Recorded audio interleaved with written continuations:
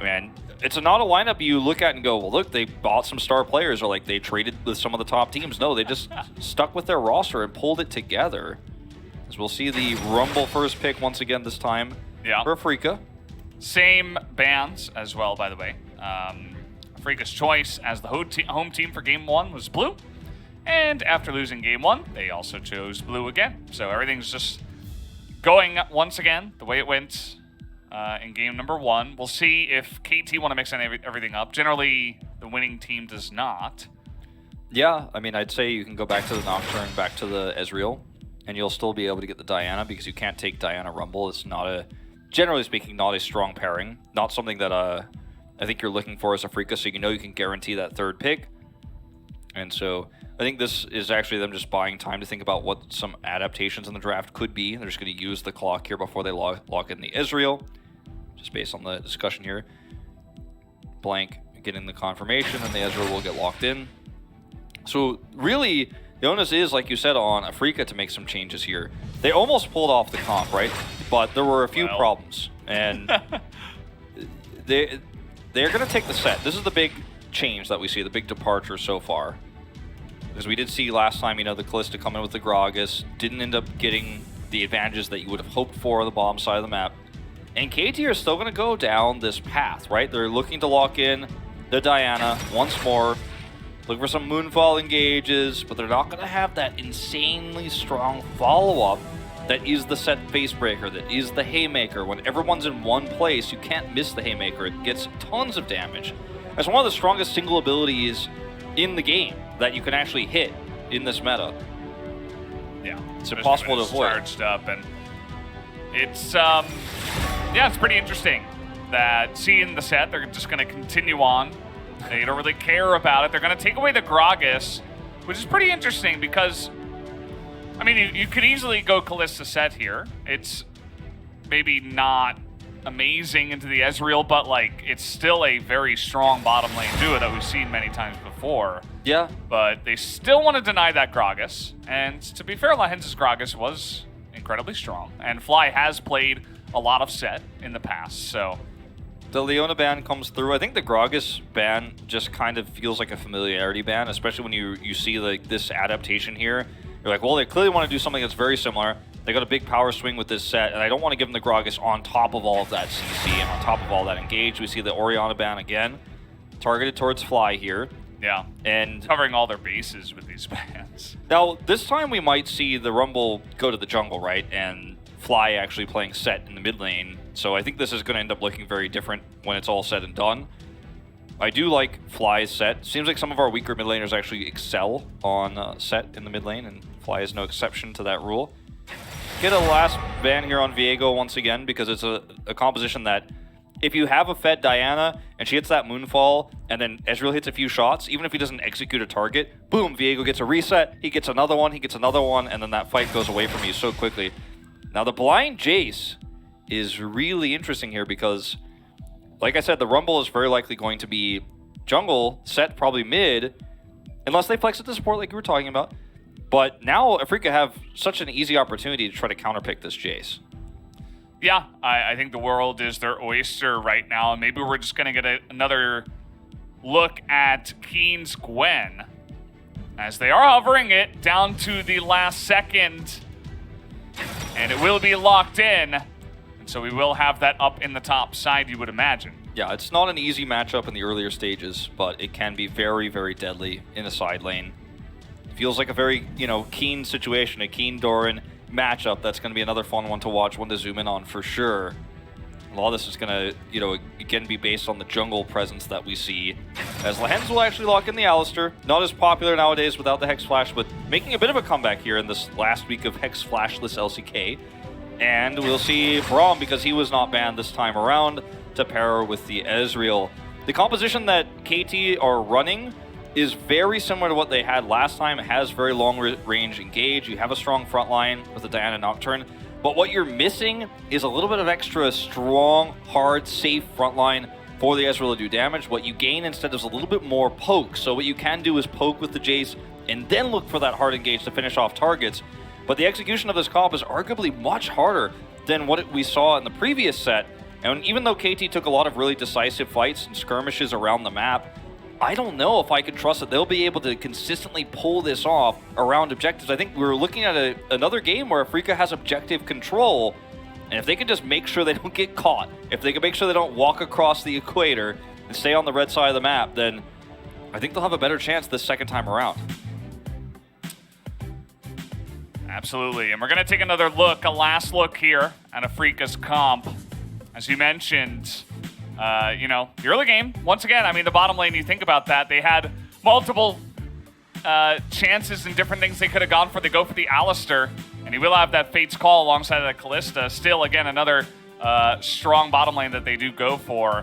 And I do agree. I think with the set in the comp, you kind of just press all your buttons and you engage and you run into them with the Leona as well to back it up.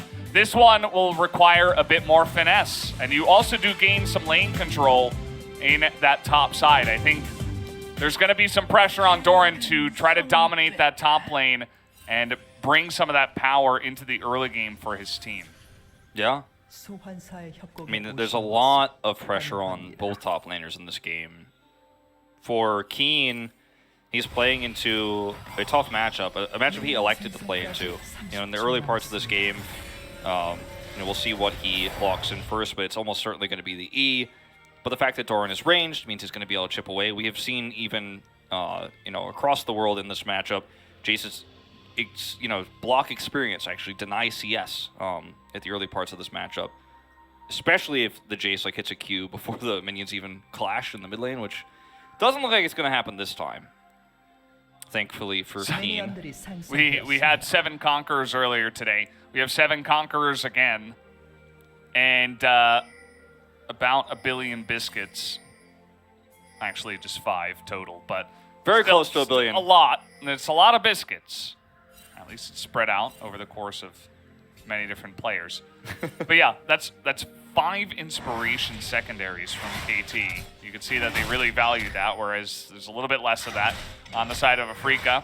Early trading here, as Dove really wants to get in there, and this is what you were talking about. Doran is already beginning to put on that pressure. And if you have this team, if you have this ward here, which Blank placed before swapping over to the sweeper, it means that Keen can't actually stay in this third brush and threaten you with melee and tease that vision. You know, it would at least force Doran to trade a ward, but because Blank put that there, he can actually harass him and he can't even stand in that brush. So it's very annoying, but it's ending up being, you know, not too terrible so far. Just looking at the health bars, Keen has handled this pretty well. Getting the zoom in there on Blank. He does not go for his Krugs. It's not a full clear. Just heading down towards the bottom side. We saw that that play down on the bottom side early was able to get done in game number 1. This is a little bit of a different scenario, as we're actually having the slow, and maybe the concussive blows coming in here onto Leo. He is able to avoid it for now. Well, this is another matchup where Callista excels, right? We've seen this so many times, Callista versus Ezreal. In the early parts, you get Pryo. Oops, on that haymaker. Definitely not aimed where he wanted it to be, but when you do have that early Pryo and you know, your jungle is actually skipping Krugs to rotate down faster, you are under threat, and we will even see the jungles both collapse at the same time, it looks like here with the timing here. But if you can trade like that right before Blank comes down, maybe you actually have some kill pressure if Leo keeps pushing the issue here. They don't have a ward in the brush. So let's see how this one goes, because it's going to be a bit of a scuttle fight here. Yeah. And this is kind of what he was setting up for us. We do have the priority right now in the push going the way of Afreeca, so Blank will just have to back away from that one. Rumble will pick up the small objective there. Yeah, now they're going to race over to the other one. Fly just teleported back in, but this looks like good for Afreeca too. He's actually not able to stop the phase breaker, but gets his spear off. Just a bit of trading, and again pushing Dove out of lane so that they can secure this second Rift Scuttler. Yeah, this is really, really rough for KT. You know, Blank skips Krugs to rush to the other side, loses out on both Scuttle Crabs here. He's obviously going to be able to take the time to come back and get those Krugs regardless, and then head back in, but you end up feeling like you've really lost a lot of time here. And now the lane power that Jace has, feels a little bit tougher to pull off because you know Dread's nearby. You know the Scuttle's up. Well, you should know. Dread is coming. You should know, Doran. He's going to knock him away, and he will gain some room to run away. But that was very scary, especially when he was running straight at Keen, trying to stop the back. Like that's with fire there. That's the worst case scenario across the map is your prio lane is actually at risk because Blank didn't get either Scuttle. And he can't actually, push the issue as much. He's, now a little bit more free to do so as this ward is not being cleared by Blank. Yeah, he's actually sticking around, maybe looking for a counter gank, as here he does come to trying to bait in Fly, but who's baiting who? As in goes Blank, but the exhaust is big for just making sure that Fly will survive, so Lehens gets there on time to deny any more action. I mean, it was a really nice exhaust, really nice, roam up here from Lehens, but executing that while standing on a ward, I don't know how close he was, so I guess he wasn't seen there, but he doesn't clear it. It was a really nice reaction time there from the Afreeca Freecs. As Fly gets double Doran's blades here. Was the timing he had to back. A little bit awkward, but it's going to give him a little bit more safety in the early parts of this game. As for the first time, Noah and Harp have a little bit of control over the bottom side of the map with Lehens' roam. Yeah, pushback is good. Noah actually had to take a pretty awkward back. As you see, he only got a longsword and was denied a bunch of the experience because a decently sized wave went into the turret. Just after the way that Rift Scuttler fight did the go. Timing, I think they saw it. They should have seen that, right? There's no ping. The timing of that was insane. Yeah, there were no pings on the Diana. There was only a red ping. Question mark from KT. But yeah. Maybe he just assumes he was spotted. Yeah, because he saw it tick away, so yeah. he should. I mean, it was hard to tell if he was seen or not. They didn't ping, but like we changed the vision at the exact second when it faded, so it's like hard to know if that was like the timing of the observer swapping vision or if he saw it for that one split second. Either way, Dread's up here. Trying to bait Doran into a trade as the Harpoon will miss on the second one, but here we go. Trying to come up here is Blank. The needles will go wide. Doran avoids all of them, but Blank is not level 6, so he is hesitant to really commit to this. Well, doesn't have full items as he goes in now, just trying to push Keen and Dread away and help Doran to clear up that wave. Yeah, so a really nice save there for Doran. Does lose his flash, notably, whereas Dread and Keen get to hold on to both of theirs, so that means a follow-up gank is really difficult to deal with. And the window of time where Doran had to, maybe even get a turret plate and harass the top side of the map is kind of gone now because of the double scuttle play earlier and now the fact that he's lost his flash and is pushed back. They don't have any vision control. So he has to play a more passive game than he'd like to now. Does teleport back and he gets a little bit of freedom for just the moment, but it's not going to be for long. Meanwhile, Kalista just doing Kalista things versus Ezreal. Very annoying lane to play down here for KT. Yeah. At this stage, anyways. I mean, yeah, that early push that they got really did help them out. As Noah with the tier, you can kind of just sit back, throw some Qs. Leo is doing his best to try to harass him out of lane, as you can see here. But Noah should be okay to just farm from about 10 CS behind from here on out. Dread is just waiting. This is a really nice bait from Fly, but then they just don't go for it. As it looks like maybe the Facebreaker was on cooldown. Yeah, he had 6, of course, so could have had a really nice equalizer. It's just going to help push this wave out now. It's been a very passive game. Both teams are, when both teams' comps are like this, it can be very, very hard to actually feel like you can win a fight if you're the one engaging. Oftentimes it's much easier to just take the defensive fight. Speaking of which, Afreeca are going to get to this Herald first. There's 3 wards, 2 control wards even for KT, but seeing isn't enough, right? And this is going to be the big smite, right? So good luck stopping this. I don't know. Afreeca have a pretty nice setup for now. That smite, though, was... There it is. There we go. Comes on in. Dread is easily able to get that objective, but KT want to get the engage. But that knockup is so massive from the side of Lehens, as that is just way too much damage on the follow-up. after they do get that one, Afreeca just demolished them in that team fight. Lehen sets that entire thing up. I mean, the composition for KT is so fragile compared to what they had last time because they don't have a set to try to turn this fight. I mean, look, you can rotate over, you can maybe look for a 50-50, you can maybe hope for Afreeca to make a mistake here, then you have that big Moonfall engage. But the way that KT went into this, after it was already all said and done, into a set, right, into a Gwen, Equalizer, it was just so haphazard, and honestly, it felt a little bit silly to watch it happen, and Afreeca just punished instantly. They have so much damage to the stage, and now you don't get to trade a Rift Herald for a Drake. You lose the Rift Herald and the Drake, and give 3 kills over to Afreeca Freecs.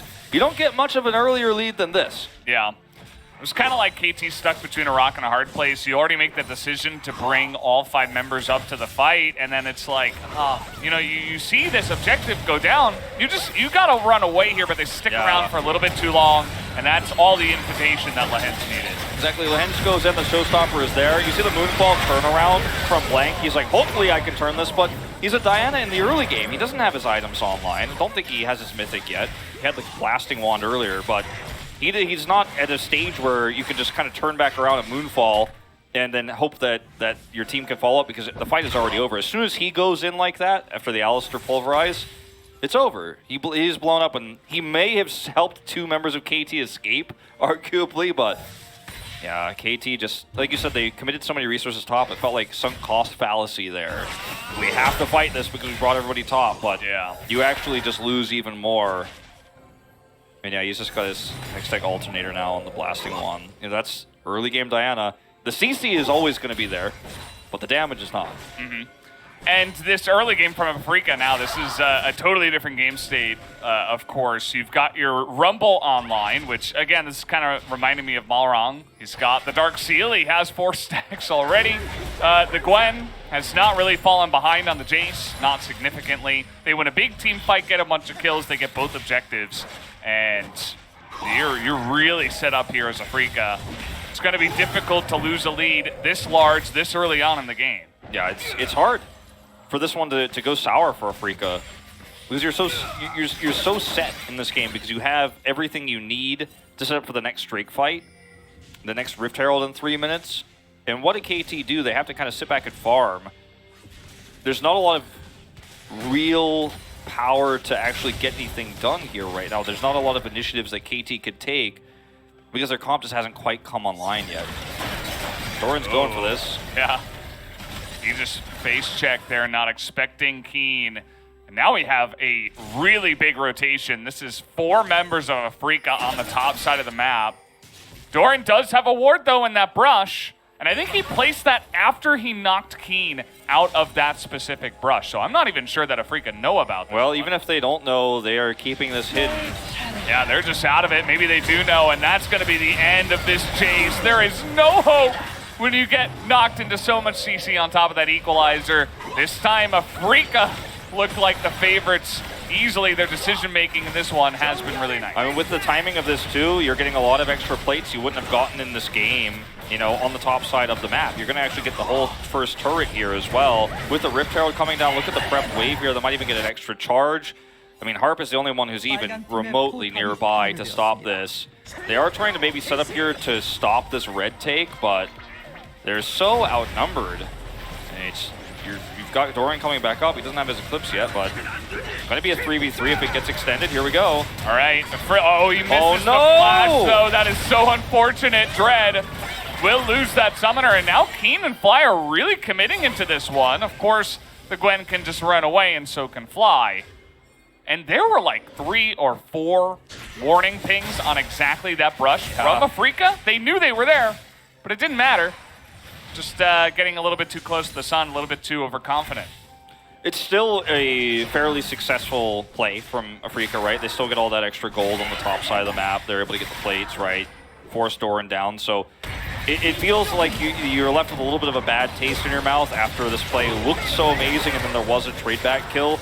But the point still stands, right? They did get all the plates. They did get that whole extra turret. And it looks like the Rift Herald did, in fact, get an extra charge on the top side. So this is a nice consolation prize for KT and a good punish. But still, very much well worth it here for Afreeca.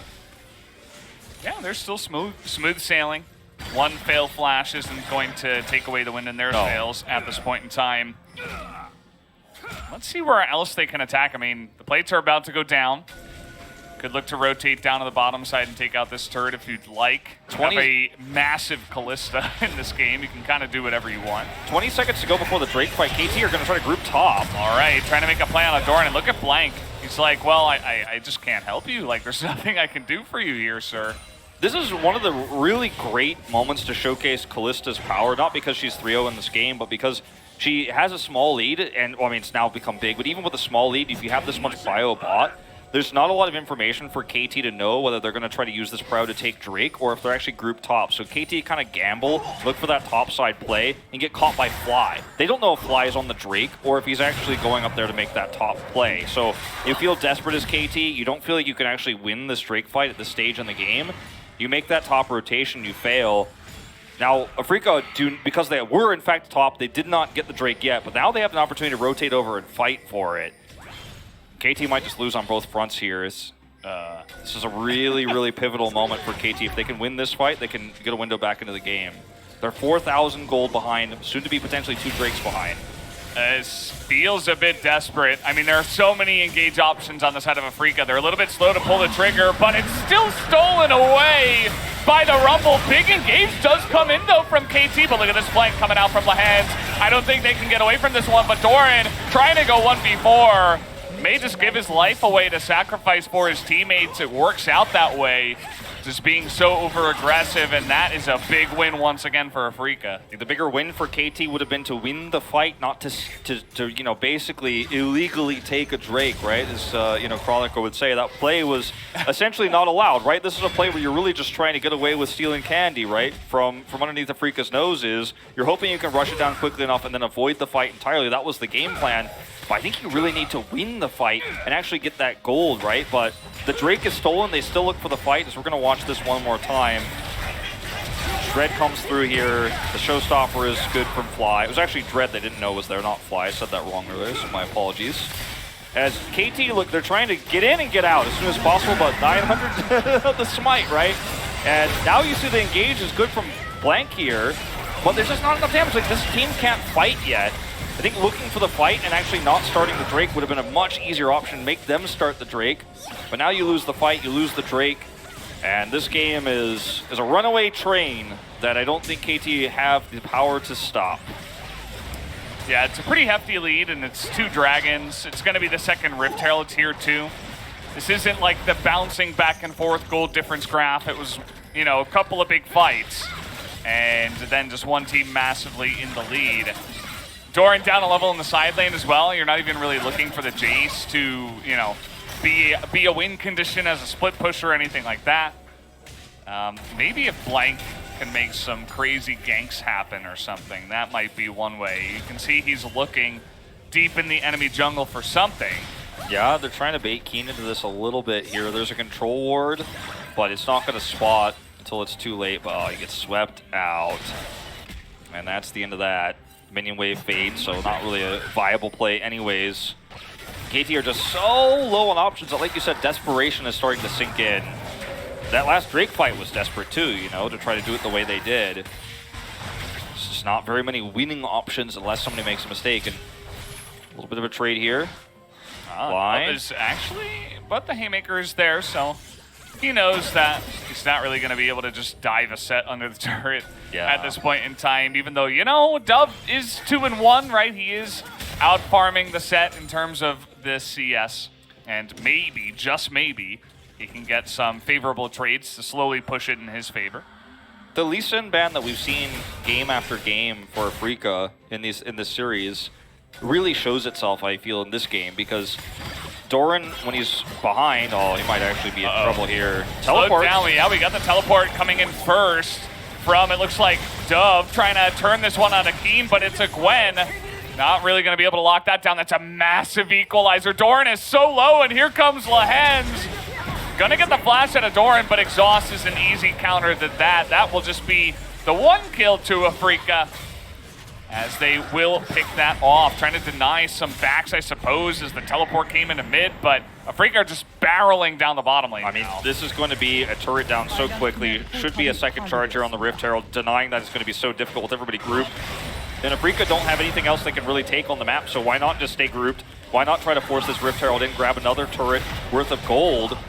And then this is going to be more control that belongs to them on the map. And what I was going into is a game where Doran ends up being behind on the Jace, right? It's a little bit more of a risky matchup. Remember, he picked it blind right into the Gwen. And it's a matchup that Jace doesn't lose straight up or anything like that. In fact, I think he's favored in it. But he got controlled super hard in the early game, and his impact level on a Jace that's behind is way less than his impact level on an Lee Sin that's behind would ever be. So I really feel like they're drafting around the fact that Doran is sometimes a very strong late game playmaker even from behind.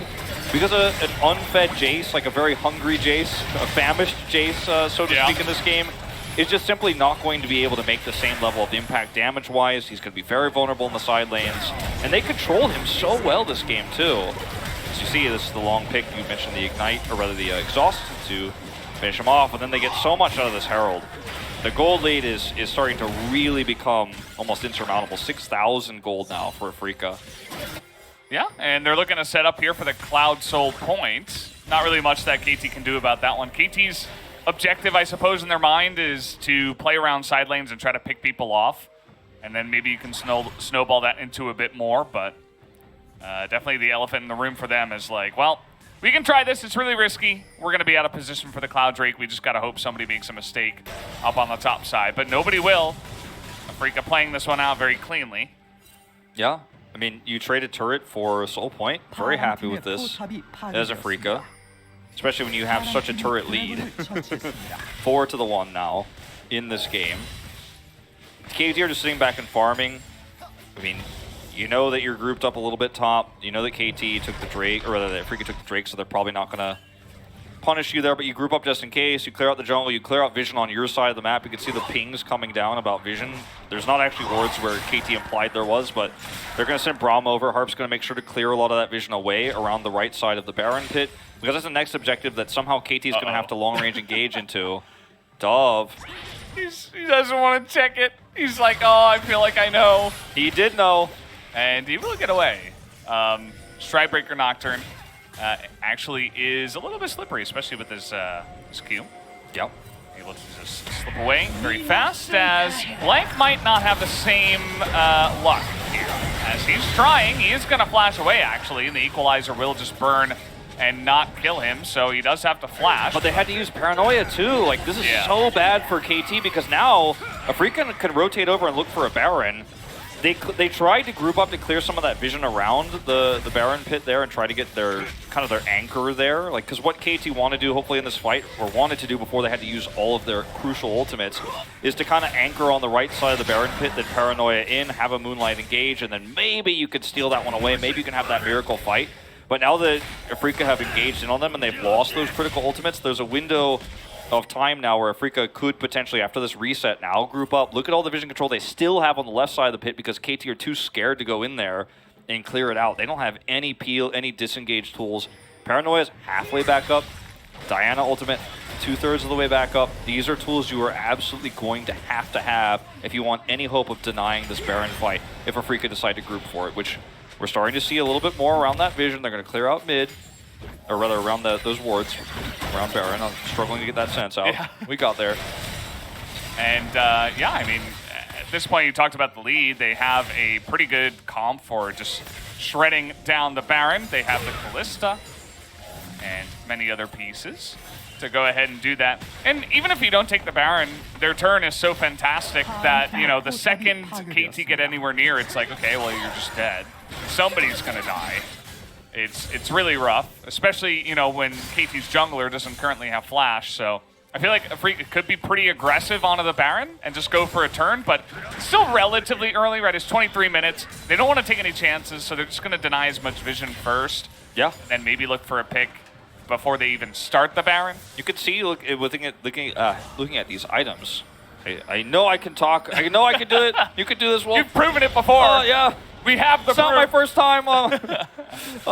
You could see, looking at these items complete here, that Noah's just now getting a second item, whereas a lot of, you know, times at 23, 24 minutes into the game, the Ezreal actually has his Frozen Heart, so he's not hitting that spike because he's 0-0-0.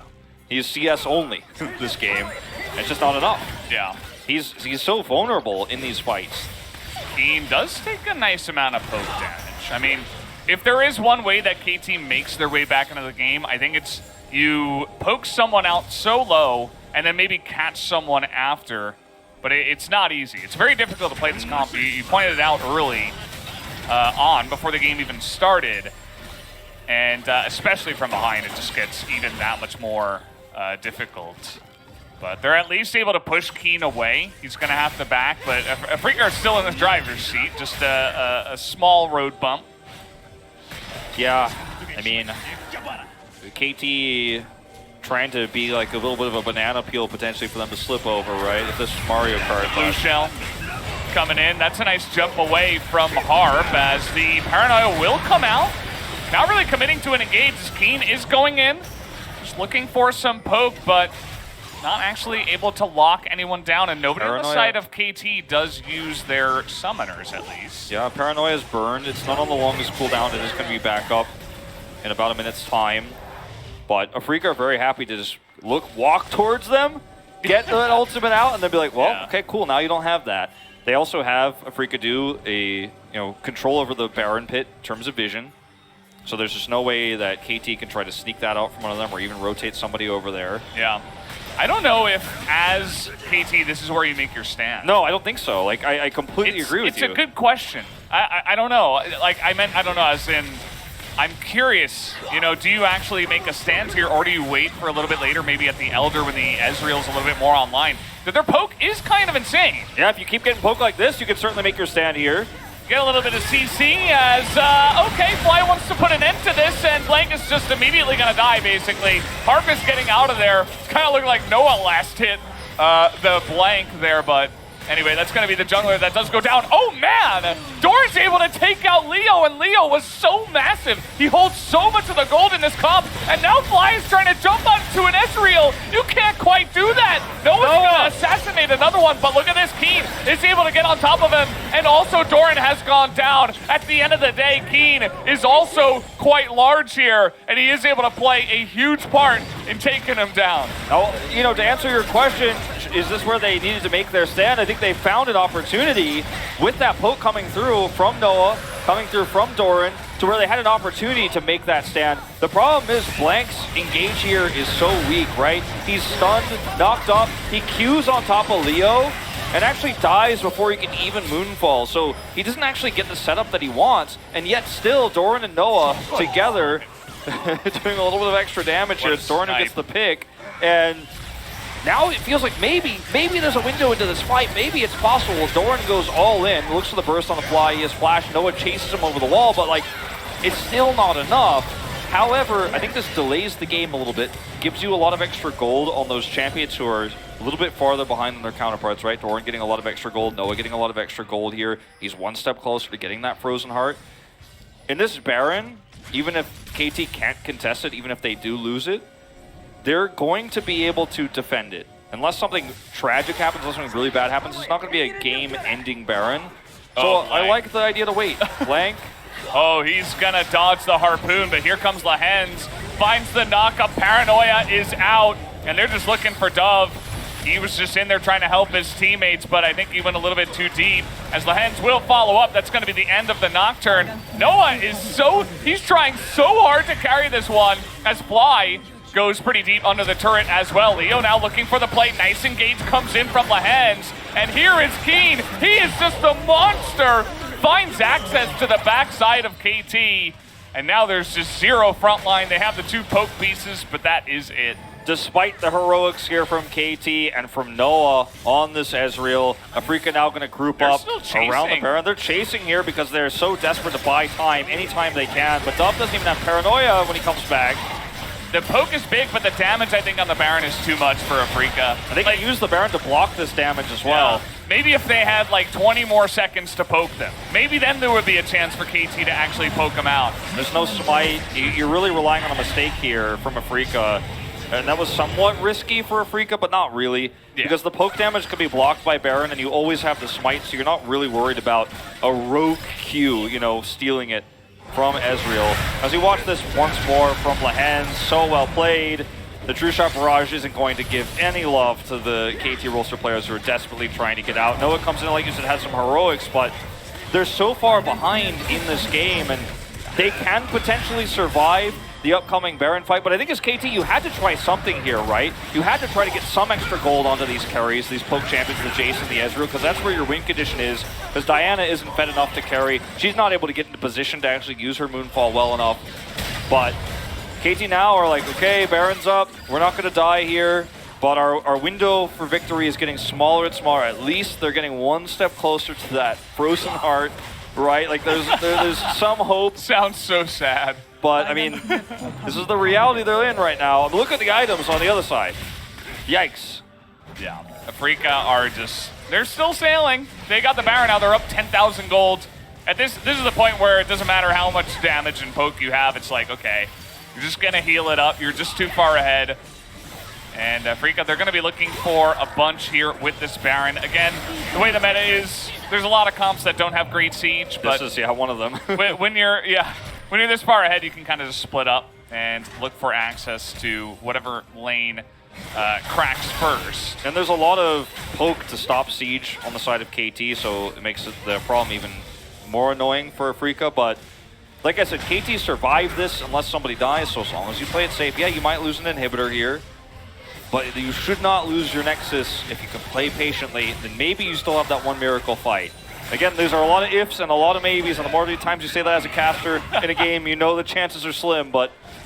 Did you see Hart block the Yeah, I did see that. He's like, nope. This turret's staying up for one more second, and then goodbye. He delays it for maybe 5 seconds. Harp is just desperately trying to get out of this one, but he is soaking a lot of damage. He's just going to disappear.